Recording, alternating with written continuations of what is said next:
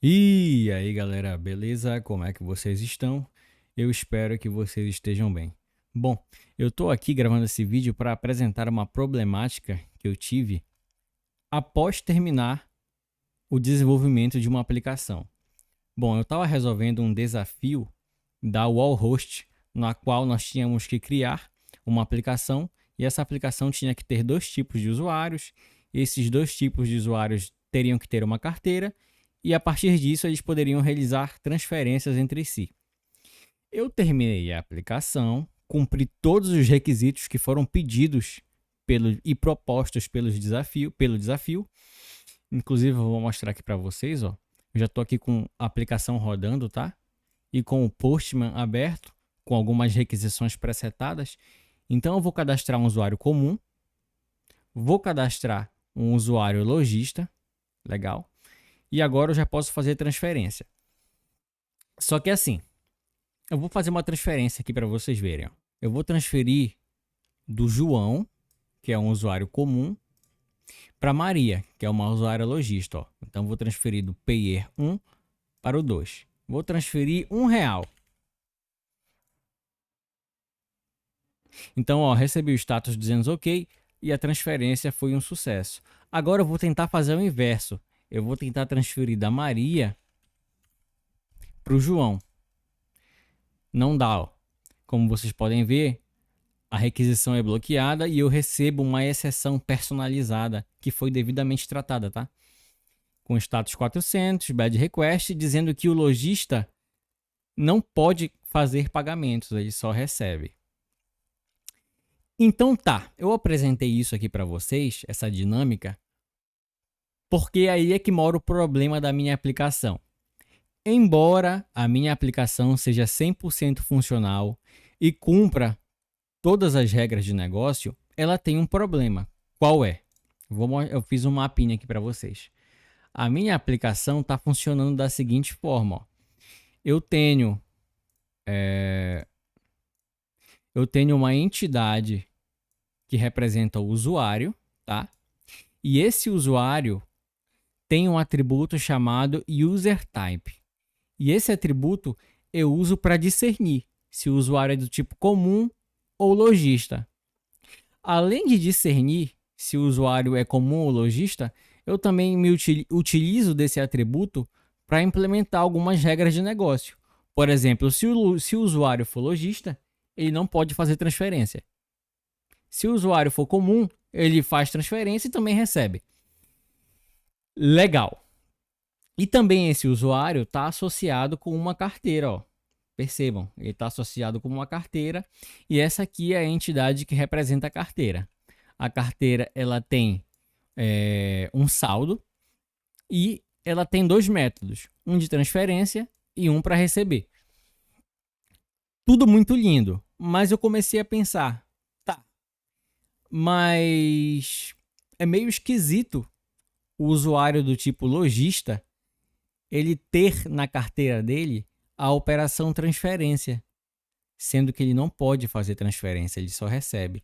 Então aí a gente tem um objeto, né, um atributo indesejado, que no caso é o método de transferência. Então, para que o usuário lojista vai querer esse método se ele nem utiliza? Pode ser que futuramente ele adote esse método, pode ser que futuramente o nosso usuário do tipo lojista possa fazer transferência, mas agora ele não pode. Então, aqui a gente já começa a ter um problema de atributo indesejado, né? Meio que um efeito colateral. Segundo problema, galera. Eu fiquei pensando, tá? A minha entidade usuário, aqui ela tá servindo tanto para o tipo lojista quanto para o tipo comum. Qual é o problema disso? Primeiro problema, o nosso atributo documento, ele não é específico. Como assim, Jefferson, ele não é específico? Bom, de acordo com a regra proposta pelo desafio, se o usuário for do tipo comum, esse documento aqui vai ser um CPF. Se o usuário for do tipo lojista, esse documento vai ser um CNPJ. Então percebam que a gente não está dando o devido tratamento, a gente não está tratando o documento de forma específica. Então isso meio que impede a gente de fazer algumas validações quanto ao size do documento, ou seja, se é CPF ele só pode ter 11 dígitos, se é CNPJ, se não me engano, é 14. Então aqui a gente já tem um primeiro problema. A gente não está tratando o documento de forma específica. Mas até aí ok. Porque mesmo a gente não tratando de forma específica, eu implementei uma regra de negócio que torna o nosso documento único no banco de dados. Mas mesmo assim tem um problema bem aqui, tá? Segundo problema, extensibilidade da nossa aplicação. E se amanhã, por acaso, vem lá o dono da aplicação e fala, ó, agora o usuário do tipo comum vai ter um atributo específico dele.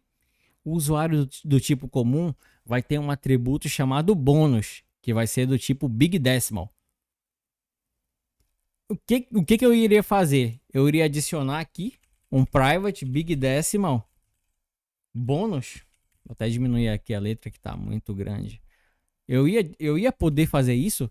Adicionar um private Big Decimal bônus aqui? Eu até poderia.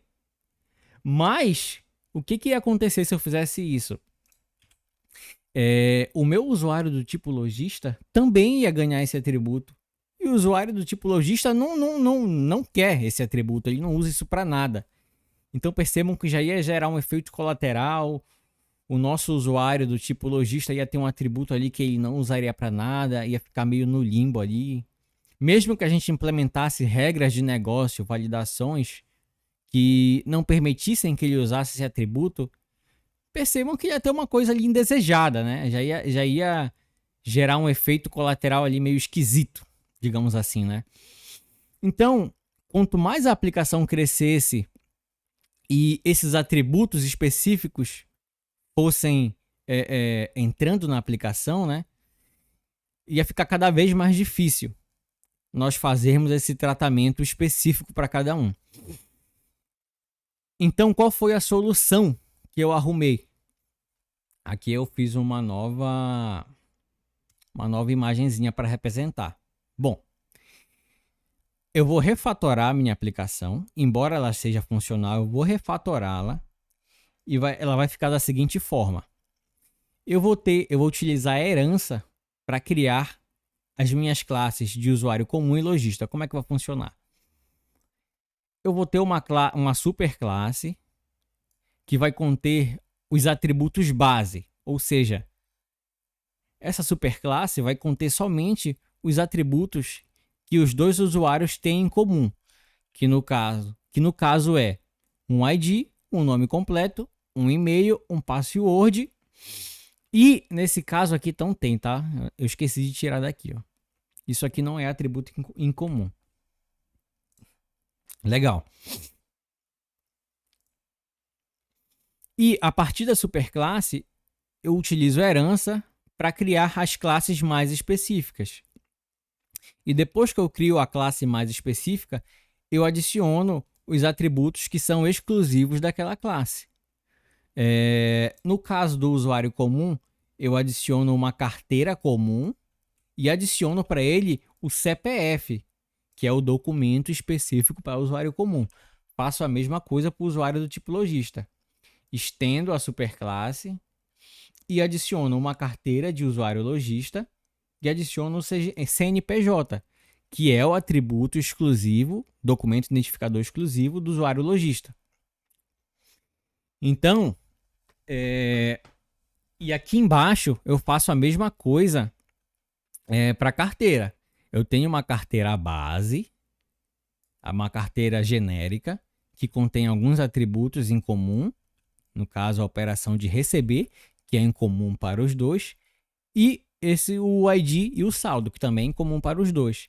E a partir dessa classe genérica, eu construo as minhas classes mais específicas, que no caso é a carteira comum, que contém dois métodos, tanto de transferência quanto de recebimento, e a carteira do lojista, que contém somente o método de recebimento, até o momento. Tá, Mas se vai dar no mesmo, para que tu tá fazendo tudo isso aí? Só para mostrar que tu sabe? Também.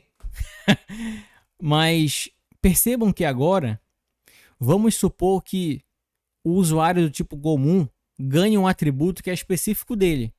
A única coisa que eu vou precisar fazer é adicionar esse atributo bem aqui, ó.